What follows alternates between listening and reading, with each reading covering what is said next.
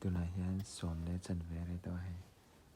cái độ thạc này tụi nó tụt để bao mua bán tao mày nụ đèn độ thạc tụi cần xem về tao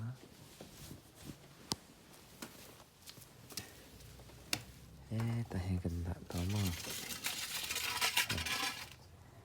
mà nào hiểu em à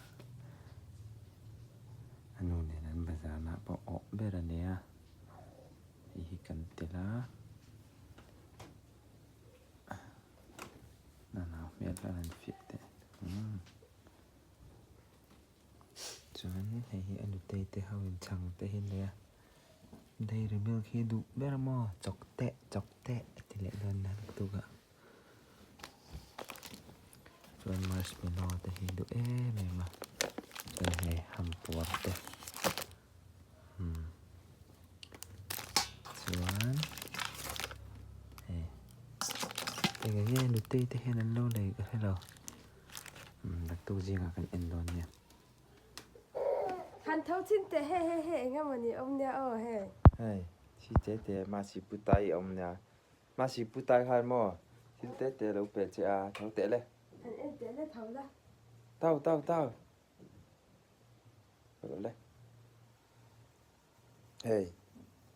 thâu tệ hey hết tay hình nghe ông như hey hey nghe hey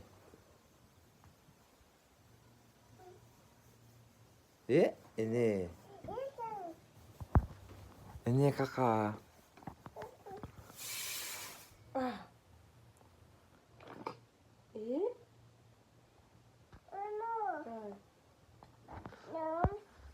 lòng tục mà ba sĩ puta đến là biển trên này cả wow tắm môi sắm thì nè nhẹ lo mềm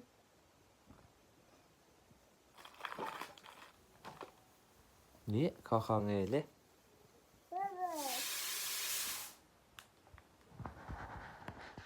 ta nè hey nghe hey bùa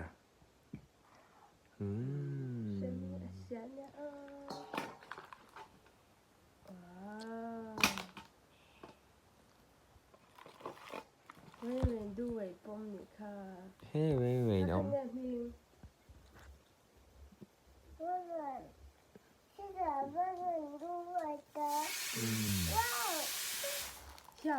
này nghe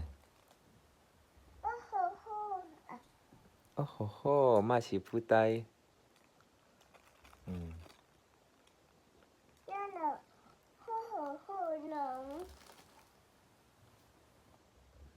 hey nè hey là nào cả số tận này cả bởi tên tôi nào với cả lo mềm